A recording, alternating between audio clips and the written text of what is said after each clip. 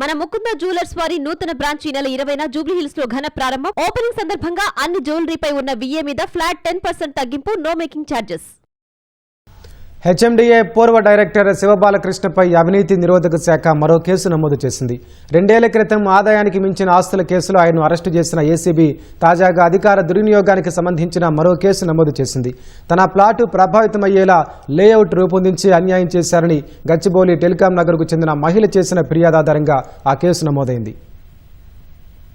Hyderabad metro development authority పూర్వ director Shiva Balakrishna నెత్తిన మరో పిడుగు పడింది. ఫ్లాట్ విషయంలో అన్యాయం చేశారంటూ, అధికార దుర్వినియోగానికి పాల్పడ్డారంటూ హైదరాబాద్ గచ్చిబౌలి టెలికాం నగర్ కు చెందిన మహిళ ఫిర్యాదు చేయగా పీసీ యాక్ట్ 1988లోని సెక్షన్ 7C కింద ఆ కేసు నమోదైంది. 2022 సెప్టెంబర్ 28న పురపాలక శాఖ ప్రత్యేక ప్రధాన కార్యదర్శి జీవో 170 జారీ చేశారు. ఆ సమయంలో శివబాలకృష్ణ హెచ్ఎండిఏ డైరెక్టర్ గా ఉన్నారు. ఒరిజినల్ మాస్టర్ ప్లాన్ లో మార్పులు చేస్తూ తమ భూముల సమీపంలోని 100 ఫీట్ల రోడ్డుకు కలిపేలా భూసేకరణ జరపాలంటూ కొందరు ప్రైవేటు వ్యక్తులు చేసిన విజ్ఞప్తి మేరకు ఈ జీవో జారీ చేశారు. అయితే ఆ జీవో కారణంగా 337 సర్వే నంబర్లోని 70 అడుగుల తన ప్లాట్ ప్రభావితమవుతోందని బాధితురాలు అభ్యంతరం తెలిపారు. తన ప్లాటును సేకరించేలా మాస్టర్ ప్లాన్ లో మార్పులు చేస్తూ జీవో ఇవ్వడాన్ని సవాల్ చేస్తూ బాధితురాలు అప్పట్లోనే హైకోర్టులో రిట్ పిటిషన్ దాఖలు చేశారు. ఈ క్రమంలో 2022 డిసెంబర్లో ఆ జీవోను సస్పెండ్ చేస్తూ ఉత్తర్వులు జారీ చేశారు. ఆ లేఅవుట్ లో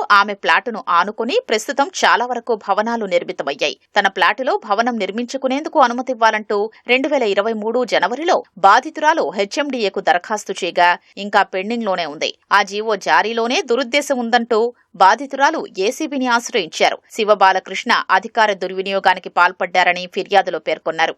ఏసీబీ డైరెక్టర్ జనరల్ ఆదేశాల మేరకు సిఐయు డీఎస్పీ కమలాకర్ రెడ్డి ప్రాథమిక దర్యాప్తు నిర్వహించి జీవో జారీలో ఉల్లంఘనలతో పాటు అనుమానాలు ఉన్నాయని నివేదిక సమర్పించారు. ఆ నివేదిక ఆధారంగా ఏసీబీ డీజీ 2024 ఆగస్టులో ఎంఏయుడి ముఖ్య కార్యదర్శికి జీవో జారీకి సంబంధించిన ఆరోపణల్ని నిగ్గు తేల్చేందుకు సమగ్ర దర్యాప్తు చేయాల్సిన అవసరముందని లేఖ రాశారు. శివబాలకృష్ణపై కేసు నమోదు చేసి సమగ్ర దర్యాప్తు నిర్వహించేందుకు అనుమతించాలని కోరారు. కేసు నమోదు చేసి దర్యాప్తు చేసేందుకు అనుమతిస్తూ గత నెల 7న పురపాలక శాఖ ప్రత్యేక ప్రధాన కార్యదర్శి మెమో జారీ చేశారు.